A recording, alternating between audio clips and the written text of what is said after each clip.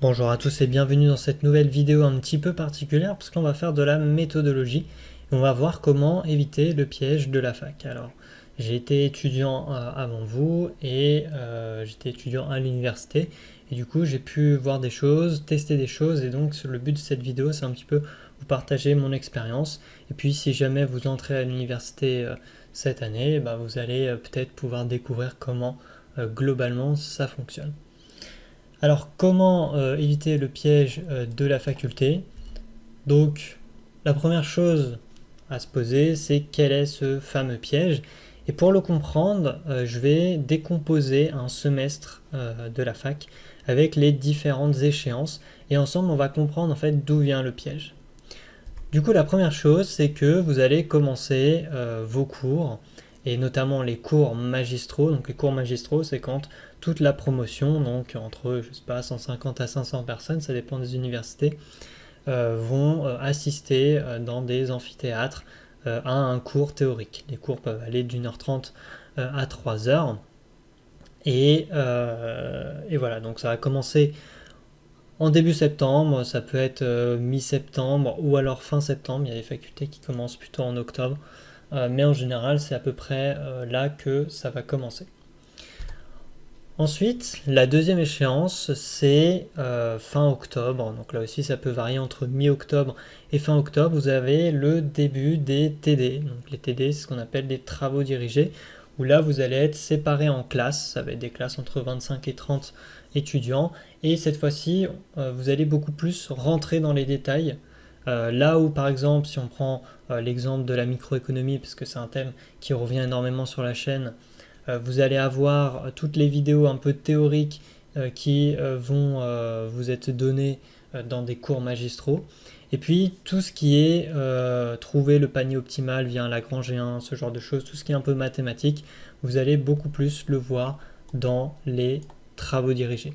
Donc déjà, vous pouvez voir que vous avez quasiment un mois et demi ici, où il ne se passe pas grand-chose. Vous avez vos cours, vous prenez les cours, vous commencez vos TD, mais vous n'avez pas d'examen, vous n'avez vraiment aucune pression pour l'instant. Là, le premier petit coup de pression, ça va être milieu novembre ou fin novembre, ça dépend des universités. Vous allez avoir les CC des TD. CC, c'est contrôle continu. Donc, ça va être des petits examens qui valent à peu près 25% de la note finale des disciplines. Et vous allez en avoir un ou deux, ça dépend là aussi des universités et du temps qui vous reste.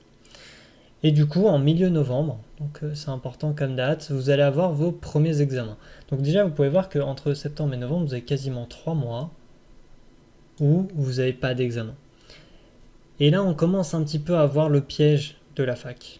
Parce que si pendant 3 mois, vous n'avez pas d'examen, alors ça veut dire que vous n'êtes pas forcément incité à travailler régulièrement. Et quand vous allez avoir les contrôles continus des TD, dans les contrôles continus des TD, vous aurez peut-être 3 points qui proviennent des cours magistraux et 17 points qui proviennent des travaux dirigés. Donc vous pouvez très bien en stratégie, mais je ne vous le conseille pas, c'est pas forcément la bonne stratégie, réviser que ce que vous avez vu en TD et vous aurez des bonnes notes au contrôle continu des TD. Par contre, vous allez tomber dans le piège de la fac qu'on va voir un peu plus après. Là, je continue un petit peu à dérouler le semestre. Donc, on va avoir milieu décembre, la fin des cours. La fin des cours, ça va être fin des cours magistraux et fin des TD. Donc, ça veut dire que voilà, pendant à peu près 4 mois, vous aurez eu des cours magistraux de 3 heures sur un certain nombre de matières. Vous pouvez en avoir 8, 10, 12 ou plus encore. Et donc, vous aurez 3 heures par semaine par discipline. En 3 heures, quand c'est des cours théoriques où votre professeur parle, vous avez énormément d'informations qui peuvent vous être données. Et il n'est pas rare qu'en milieu décembre, vous ayez facilement 100 pages, 100 pages de Word par cours. Donc, si vous en avez 12, ça fait vraiment beaucoup de pages. Et du coup, ensuite, vous avez début au milieu janvier les partiels. Donc, les partiels, c'est les examens en faculté. Donc, pour les matières qui ont eu des contrôles continus, les partiels valent 50% de la note finale. Et pour les matières qui n'ont pas de contrôle continu, donc de travaux dirigés, il y en a. c'est 100%. Donc c'est one shot, vous avez un examen et il faut le réussir en one shot.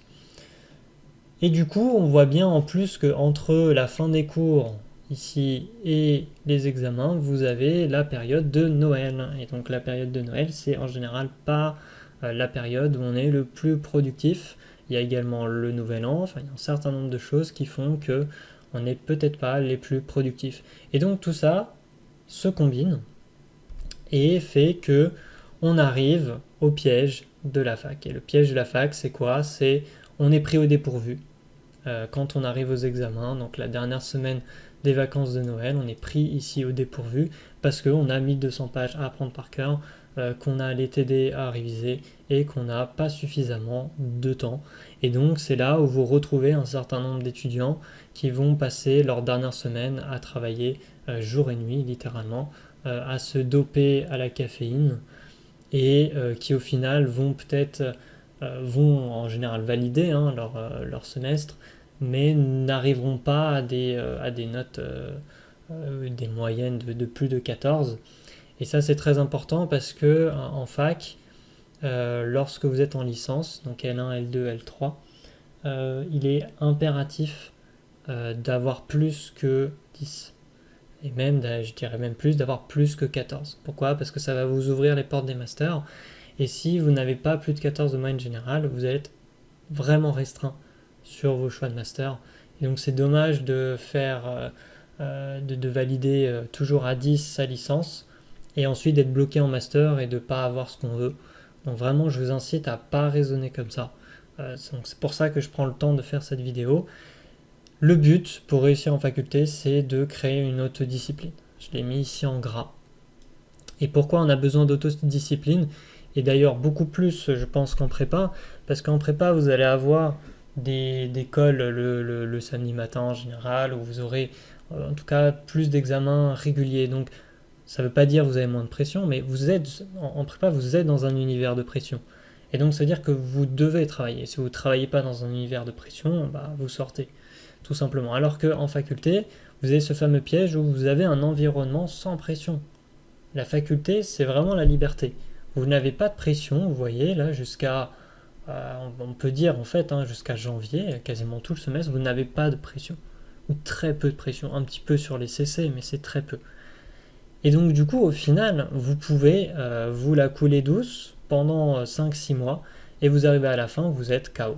Vous ne pouvez pas réviser tout ce qu'il y a à réviser en une semaine, ou alors vous allez bâcler, et donc ça va pas. Et donc il faut que dès le début, dès septembre, vous développiez une autodiscipline de travail, et que vous créiez vous-même la pression. Donc je vais vous donner quelques petits conseils que moi j'appliquais pour justement créer cette autodiscipline, et pour éviter ce fameux piège. La première chose, c'est organiser et ficher tous les cours au fur et à mesure.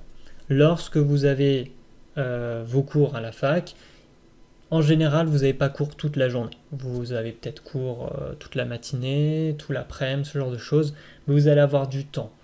Ce temps, il faut vraiment l'utiliser pour ficher. Donc quand vous avez un amphi de 3 heures, vous allez sortir 10 à 15 pages de Word, vous rentrez chez vous, vous fichez. Pourquoi? Parce que c'est frais dans votre esprit, vous n'avez peut-être pas envie, mais il faut le faire.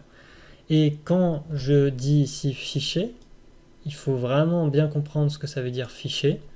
Ficher, ça ne veut pas dire recopier à la main ce que vous avez pris en note sur l'ordi, parce que déjà c'est totalement inutile, et en plus ça va vous prendre un temps vraiment considérable. Donc ficher, c'est vraiment comprendre ce que vous avez écrit, et essayer de le reformuler de telle manière que vous avez envie de le restituer à quelqu'un. Donc en l'occurrence, ça peut être vous, mais il faut vraiment que vos fiches, ce soit votre vocabulaire. Donc quand votre prof a utilisé une phrase pour vous expliquer quelque chose, il faut que de votre côté, vous ayez reformulé sa phrase avec vos propres mots, même si c'est moins joli au début, c'est pas grave, parce que vous êtes en train d'apprendre, et c'est comme ça que vous allez ficher. Et pourquoi c'est important de faire ça?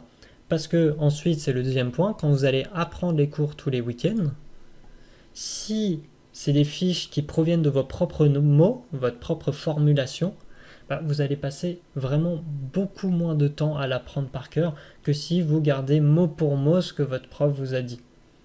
Donc ce qu'il vous a dit c'est bien, hein, mais c'est son jargon, il a 10, 20, 30 ans d'expérience là-dedans, vous êtes novice, et donc l'objectif c'est pas de parler comme un professeur de faculté au bout d'une semaine. L'objectif c'est d'intégrer toutes les notions le plus rapidement possible et le plus efficacement. Donc au final, si je récapitule les 2 premiers points, dès que vous avez un amphi, donc dès la 3e semaine de septembre, vous avez eu vos amphis, hop, vous rentrez chez vous, vous fichez. Ça va pas vous prendre beaucoup de temps, en général 1h30 par jour, ça suffit largement pour ficher tous les amphis que vous avez eu pendant la journée.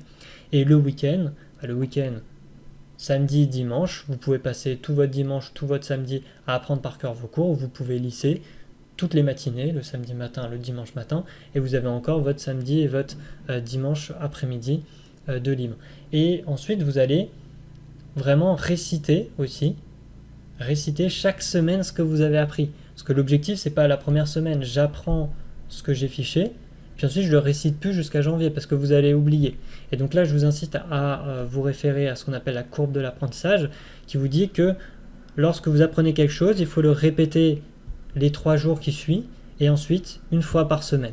Vous faites ça pendant 1, 2, 3 mois, vous allez réciter de plus en plus rapidement, donc ça ne va pas vous prendre de plus en plus de temps, mais par contre quand vous arrivez à la fin des cours, en milieu décembre, vous connaissez par cœur vos 1200 pages. Vous connaissez par cœur. Donc à partir de là, ça veut dire que déjà, vous avez passé de bonnes vacances de Noël pour vous reposer avant les examens, et pour quand même réciter un petit peu pour garder les notions en tête. Et puis, 3e point, vous allez pouvoir profiter de ces semaines de révision ici pour approfondir les notions. C'est là que vous pouvez poser des questions à vos professeurs, c'est là que vous pouvez aller acheter des livres ou vous pouvez regarder des vidéos sur YouTube pour approfondir les notions. Vous allez pouvoir également refaire tout le côté mathématique des travaux dirigés que vous avez fait. Donc tout ça, c'est vraiment ici, c'est entre milieu décembre et vos examens que c'est vraiment important d'approfondir les notions. Et ensuite, donc ça, vous n'êtes pas forcément obligé de le faire. Moi, je le conseille parce que ça permet vraiment de voir si vous avez bien compris, si vous connaissez vraiment bien votre cours. Et ben vous pouvez expliquer ce que vous avez compris et appris à vos amis. Et ça vous permet également en fait de réciter. Vous êtes avec vos amis, vous avez appris votre cours le week-end dernier, vous savez que le week-end qui arrive, il est relativement chargé et donc vous allez peut-être parler à un ami et lui réciter ce que vous avez compris. Et vous pouvez prendre un temps de pause entre les amphis pour le faire. Ou alors quand vous rentrez chez vous, ce genre de choses. Il faut vraiment optimiser le temps. C'est vraiment de l'autodiscipline parce que vous allez avoir l'impression d'être en prépa, parce que vous allez travailler tout le temps. Mais par contre, vous aurez des notes vraiment, vraiment bien, hein. Vous pouvez monter à 16, 17, 18 de moyenne générale si vous adoptez cette autodiscipline. Et quand vous faites ça sur vos 3 années de licence, forcément quand vous arrivez au master, vous avez tous les masters qui vous sont ouverts, et ce qui est normal. Et puis en plus, vous allez vraiment vous souvenir de tout ce que vous aurez appris et vous allez vraiment monter en compétences. Donc en plus d'éviter ce fameux piège de la fac où vous êtes obligé de vous doper à la caféine et à travailler jour et nuit, ce qui est d'ailleurs entre nous pas très bon pour la santé, là vous allez vraiment avoir l'impression au quotidien de grandir et vous allez également bien réussir votre année. Donc voilà, j'espère que ces petits conseils vous auront plu. N'hésitez pas, si c'est le cas, à liker, à partager, à laisser un commentaire sous la vidéo. Et puis, n'oubliez pas également de vous abonner pour recevoir les prochaines notifications de vidéos. Et moi, je vous dis à très bientôt pour la prochaine vidéo. Ciao à tous!